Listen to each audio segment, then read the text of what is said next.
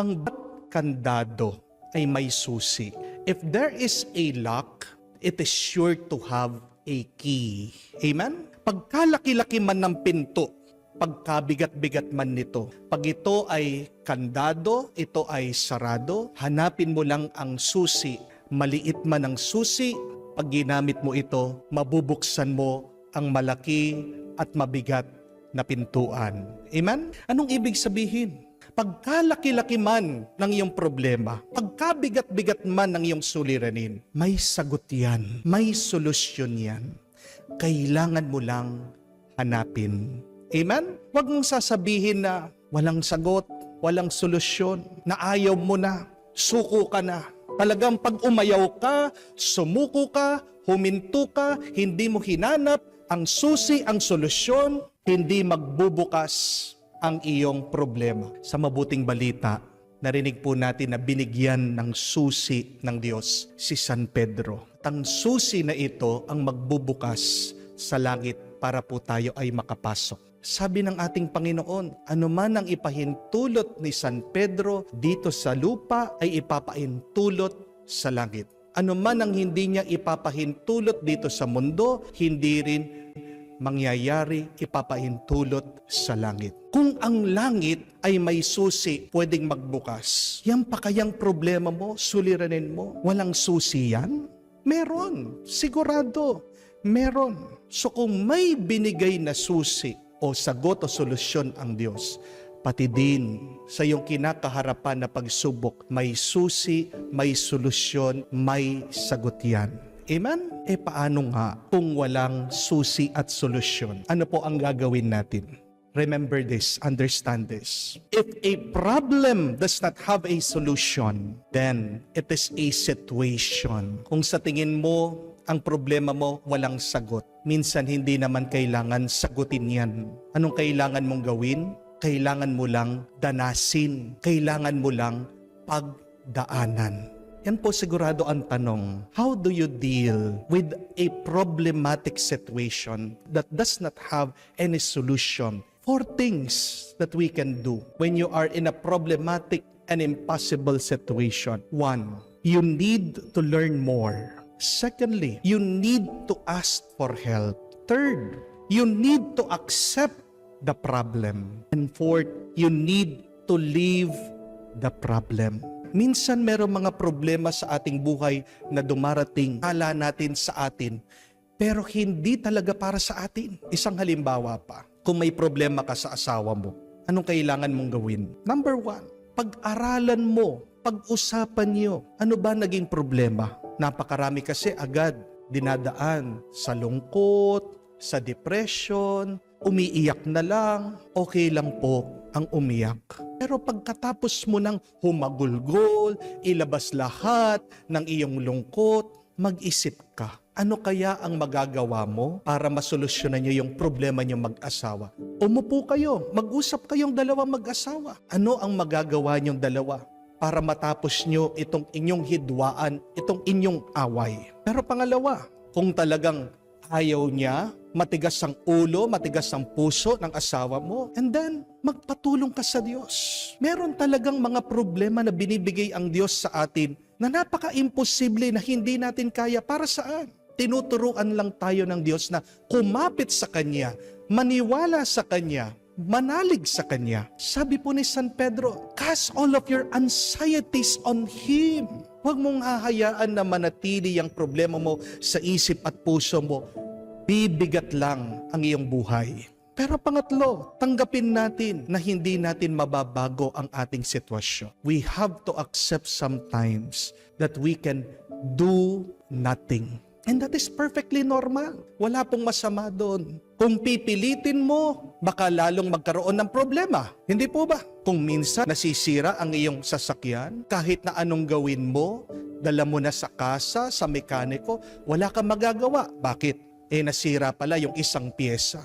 Kailangan mo lang hintayin. Nag-order pa lang ng pyesa sa ibang bansa. Wala kang makikita dito sa Pilipinas. Minsan ganyan na nangyayari sa atin. Walang mabilisan, walang madalian. na sagot at solusyon. Kailangan ka lang maghintay. Pero darating din ang panahon na magkakaroon ng kasagutan at kaayusan ang iyong problema. Pero pang-apat, pag talagang wala ka nang magawa, hayaan mo na. Ibig sabihin, hindi ikaw ang makakapagbigay ng solusyon dyan. Hindi naman ikaw ang makakapagbago sa iyong asawa. Kung hindi ang Diyos, baka yan ang tinuturo sa iyo ng Panginoon. Mga kapatid, kailangan din po natin tanggapin minsan sa buhay. May dahilan ang Diyos bakit meron siyang sinasara sa ating buhay. Understand that there is a reason why God closes doors in our life. Ano ang dahilan? Para hindi tayo mapasama. Bakit sarado yung gate? Ayaw buksan? Baka merong mabangis na aso dyan. Pag binuksan, kagating ka. Di po ba? Bakit sarado yung isang pintuan na yon? May mapanganib na kemikal o basura na baka pag binuksan mo, malanghap mo, magkasakit ka. Di po ba? So, if you keep on trying to open this door in your life and it does not move, it does not budge, you respect that. You accept that and believe there is a good reason for that. Dahil kung panahon na dapat nang buksan, ibibigay din ng Diyos sa iyo ang susi. Di po ba? Yung para sa iyo, ibibigay ng Diyos. Yung nakakabuti sa iyo, maghintay ka. Iaalay ng Diyos sa iyo diretso. Ilalapit ng Diyos sa iyo. Kung talagang ang isang bagay ay para sa iyo, ang Diyos pa mismo ang magbubukas niyan para sa iyo. Amen? Meron po akong kakilala. Ang tagal-tagal na po nag-a-apply sa ibang bansa. Ang tagal-tagal na po na naghihintay ng visa. Hindi maibigay-bigay sa kanya. Nagdadasal naman po, nananalangin, nagsasakripisyo na nga. Pero bakit parang hindi po sinasagot yung kanyang dasal at dalangin na makapunta sa ibang bansa para makapagtrabaho, makatulong sa kanyang pamilya? Na-frustrate na, nadi-disappoint na po. At minsan, nawawala na ng pag-asa. Meron palang dahilan bakit hindi pa binubuksan ng Diyos yung opportunity na yon. Kasi nung minsan, nagkasakit yung nanay niya. At nung nagkasakit yung kanyang ina, buti na lang nandun siya. Siya yung alisto. Agad-agad na idala sa hospital.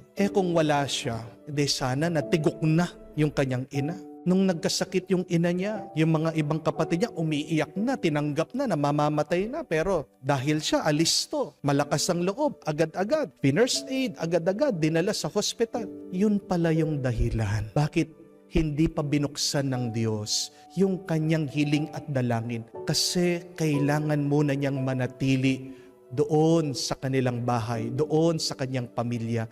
Kailangan pa siya ng kanyang ina. Mga kapatid, magtiwala tayo palagi sa Diyos na sa tamang panahon, ibibigay niya ang susi para mabuksan ang oportunidad at matanggap mo ang grasya na kailangan mo. So remember, there is a key always to your problems. When there is no key, it is for a good reason. It is for your best interest. Kaya wag po kayong magpakulong sa inyong mga problema. Magtiwala po kayo. Umasa kayo. Maniwala kayo palagi sa Diyos.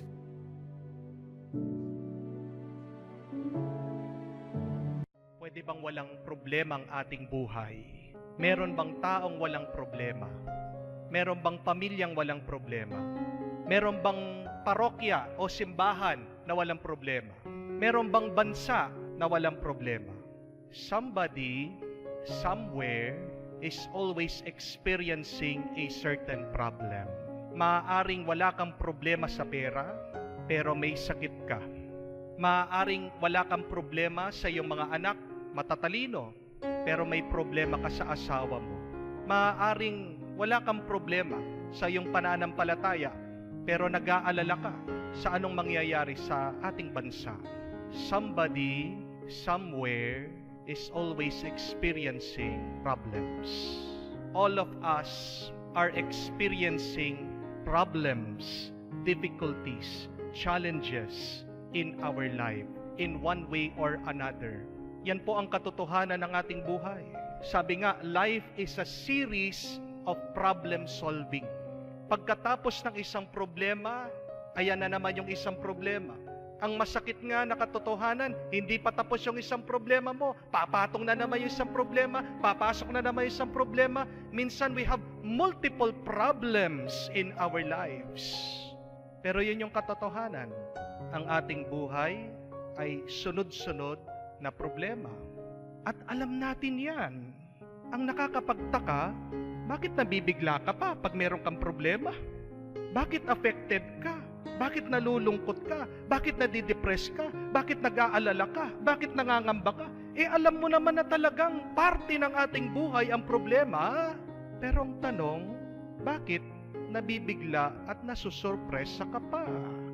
Kasi palagi lang tayong nakatitig, nakatingin sa ating mga problema. Kaya affected tayo, kaya nalulungkot tayo, kaya nadidepress tayo, kasi problema lang ang ating nakikita. Hanggang doon lang. Anong nakakalimutan natin?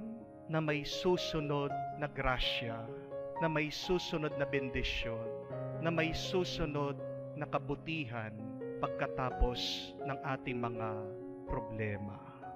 Isang nakakabilib na kwento narinig natin sa unang pagbasa. Itong si San Pablo, pinagbabato. Siya'y kinuyog ng mga kalaban, ng mga Hudyo, ng mga ayaw sa kanya. Nahimatay siya, kinaladkad daw siya, at nung kala nilang patay na siya, iniwan siya. Pero pagkatapos siyang iniwan, dumating ang mga ibang alagad, tinignan siya. Aba, tumayo! Parang wala man nangyari. At nagpatuloy sa kanyang pangangaral, nagpatuloy sa kanyang misyon. Pero ano yung sikreto nitong si San Pablo? Kahit na siya'y pinagbubugbog, pinagbabato, muntikan ng mamatay, ito yung sinabi niya, napakaganda. That we have to undergo a lot of problems, persecution, before we can enter the kingdom of God. Tingnan niyo po yung kanyang paniniwala. Tingnan niyo po yung kanyang pananalig na pwede din po nating matutunan, hawakan at paniwalaan that we ourselves will be thrown a lot of problems in our life. We will experience a lot of pains and sufferings in our life. But say, it's okay. It's all right because I need this to receive grace in my life. Ibato mo na lahat ng problema sa akin, titiisin ko. Dahil ito ang kailangan para makapasok ako sa kaharian ng Diyos. Yan ang problema minsan sa atin. Iniiwasan natin ang problema. Ang nakakalimutan natin, ang problema ay isang pundasyon para makamtan natin ang napakalaking gantimpala at kabutihan sa ating buhay. The problem with us is we want the prize without the sacrifice. Amen? We want the reward without working hard. Pero kung alam mo, para maging valedictorian ka, kailangan mong magsunog ng kilay, kailangan mong mag-aral, hindi ba gagawin mo ito? Kung alam ng isang atleta, para makuha niyang tropeyo, kailangan niya mag-ensayo araw-araw, gugugulin, uubusin ang maghapon, ilang oras, pagpapawisan, hindi ba gagawin niya ito? At anong kailangan nating gawin para makapasok tayo sa kaharian ng Diyos? We have to endure a lot of suffering. Kailangan mong magtiis, kailangan mong magtiyaga. Kaya pag dumarating na ang mga sunod-sunod na problema, tandaan mo, alalahanin mo, mahal ka ng Diyos. Binibigay niya yan para isang susi sa kanyang kaharian. Remember this, my dear friends, that your most difficult time in your life is the most important moment. Have faith, because in the end, it will all be worth it.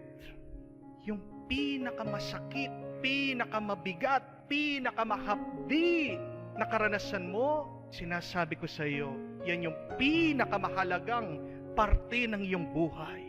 Yan yung paraan ng Diyos para hubugin ka kung sino ka ba dapat maging talaga.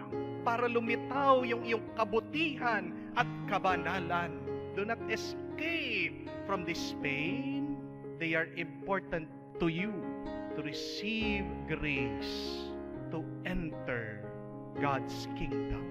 Kung alam mo, lahat ng paghihirap mo ay may katuturan, may pupuntahan, may kahulugan, magiging payapa ka, magiging masaya ka, gitna ng anumang sakit at problema.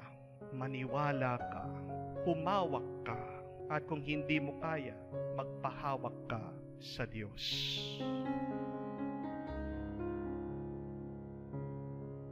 Na kung ano man ang iyong pinapansin, yan ang iyong tatanggapin. In English, what you focus, you get. Tingnan mo ang buhay mo, ano ba ang natatanggap mo ngayon? Ito ay dahil yan yung iyong pinagmamasdan, yan ang iyong tinitignan. Limbawa na lang po, alam ko marami sa atin may problema sa pera. Lalong-lalo na yung mga iba, palagi nagpapadasal sa akin sa utang. Pero, yung mga mayayaman, marami din utang yan. Di po ba? Pero hindi mo naman sila nakikita na namomroblema. Bakit yung mga mahihirap, para sa kanila, problema ang utang? Dahil, ang nakikita nila, pag sinabi mong utang, mahirap yan. Di po ba? Pero pag sinabi mong utang sa mayaman, anong tingin niya? Opportunity. Magagamit ko yan para magkaroon ako ng pera. Mas marami pang pera. Naintindihan niyo po? Palagi mong naiisip yung utang mo, hindi ka na makatulong. Kaya nga ang dumarating sa buhay mo, mas marami pang utang. Pero ang mayaman, merong utang, palagi bang iniisip? Hindi. Ang iniisip niya, paano ko mai-improve ang aking negosyo, ang aking business? Naghahanap siya ng opportunity, naghahanap siya ng tao na makakatulong sa kanya. Kaya nga tingnan niyo po, ang mga mayayaman lalong yumayaman. Ang mga mahihirap lalong humihirap. Anong pagkakaiba? Nandun sa kanilang tinitignan. Amen? O kamukha din po sa mga may problema sa kanilang relationship. Madami din nagpapatulong sa akin darating dito. Nagpapa-counseling. Mag-uumpisa mag-share lahat ng problema ng kanilang asawa. Itong asawa daw nila ng babae, unfaithful, iba na ang ugali, hindi na sweet, hindi na maaruga, napakaraming bisyo, etc., etc.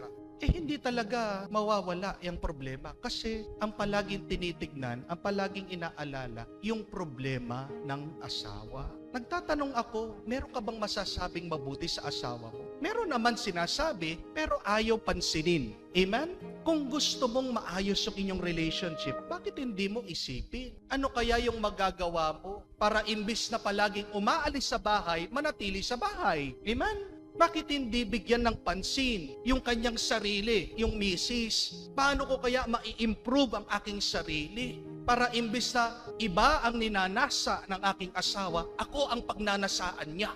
Pero sa tingin niyo po, maiisip pa ba ng misis yun? Hindi. Bakit? Masakit ang loob eh. Ang palaging inaalala, ang palaging nakikita, yung ginawa na masama ng mister niya. Ang swerte naman niya. Siya na nga nagkasala, ako pang mag-reach out sa kanya.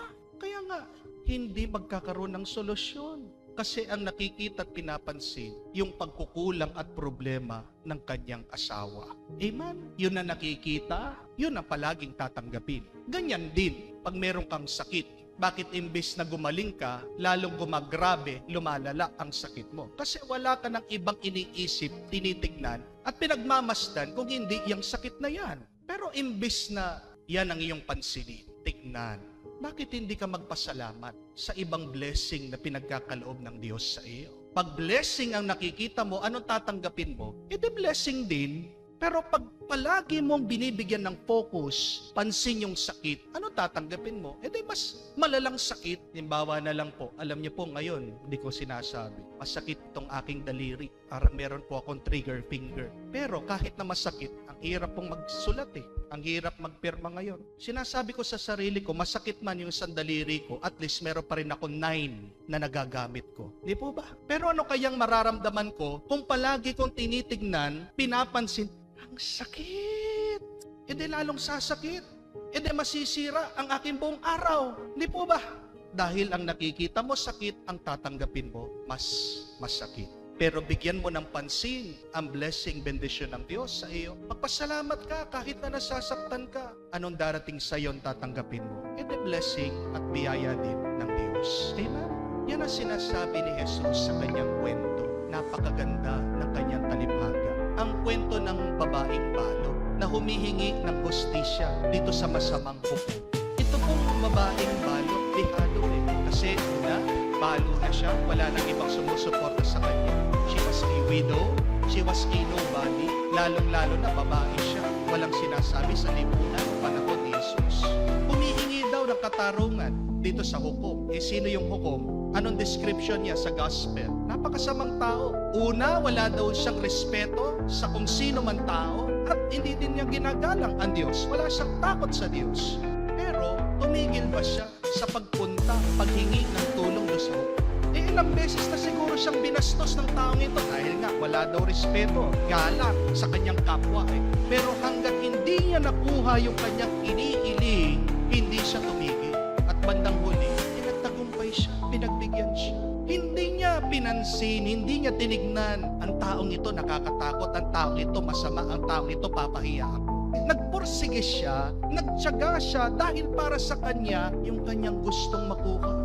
Hustisya, katarungan. At dahil doon siya nakatuon, yun yung kanyang nakamtan. At yun ang binigay sa kanya. Tanungin mong sarili mo, ngayon sa iyong buhay, saan ka nakatingin? Ano ang iyong pinapansin? Kung masama ang iyong tinitignan, do not expect, huwag kang maghintay, makakatanggap ka ng mabuti. Amen? At ganyan din nagiging mahalaga ang papel ng panalangin sa atin. Dahil pag sinabi mong dasal, ibinabalik tayo ng tingin sa Diyos. Sa pamamagitan ng dasal, ay tinutulungan ka na tingnan mo ulit ang Diyos. Through prayer, it centers us again to God. That is what prayer is. Refocusing yourself to God. Dahil napakarami mong iniisip. Sana pag ikaw ay nagdarasa, ang tingin mo lang, ang tuon mo lang sa Diyos. Para pag nakatingin ka na sa Diyos, pag nasa harap ka na ng Diyos, ay matatanggap mo ang kanyang grasya. Yan ang pagdarasal. Bringing us back once again in the presence of God. Amen? Kaya nga po, di ba, bago tayo magdasal, ano sinasabi natin? Let us bring ourselves in the presence of God. Let us recognize the presence of God in our midst. Para pag nakita mo yun, matatanggap mo ang kanyang grasya. Pero hindi. Yan din ang madalas sa problema na napakarami sa atin. Mukha lang tayong nagdarasal, pero nasaan ang iyong isip, nasaan ang iyong puso? Nandun pa rin sa iyong problema. Yan ang problema na napakarami sa atin. Lalapit tayo sa Diyos, papasok tayo sa simbahan, dala-dala pa rin natin ang ating mga problema. Kaya nga ang Diyos minsan nagiging sirang plaka na siya eh. Paulit-ulit na niya sinasabi sa atin, huwag kayong mag-alala, huwag kayong mangamba. Sana naman pag tayo ay nagdarasal, bitawan mo na yung iyong dinadala. Kaya nga sabi ni San Pedro cast on Him all of your anxieties. At yan din ang ibig sabihin ng pagdarasal. Pag nananalangin ka, ibig sabihin, itapon mo na sa Diyos lahat ng iyong pangamba at pag-aalala. At ang importante lang ay, ang Diyos at ikaw magkasama, magkaugnay. Dahil alalahanin din natin ang sinabi ng ating Panginoon. Pag kayo ay nananatili sa akin, kayo ay magkakaroon ng buhay, mabungang buhay, at buhay na walang hanggan. Bakit hindi ka nakakatanggap? Bakit hindi ka nakakaranas na mabungang buhay? Baka sa iba ka nakatingin, kaya hindi mo ito matanggap ngayon sa iyong buhay. Magdasal tayo. Ibalik natin ang ating sarili sa harap ng Diyos. Ituon mo ang iyong sarili sa Diyos. Ang Diyos lang ang iyong tingnan para ikaw ay makatanggap sa kanyang bendisyon, sa kanyang grasya. Bayaan mo yung mga pag-aalala. Bahala ang Diyos niya. Tandaan mo, kung saan ka nakatingin, yan din ang iyong tatanggapin.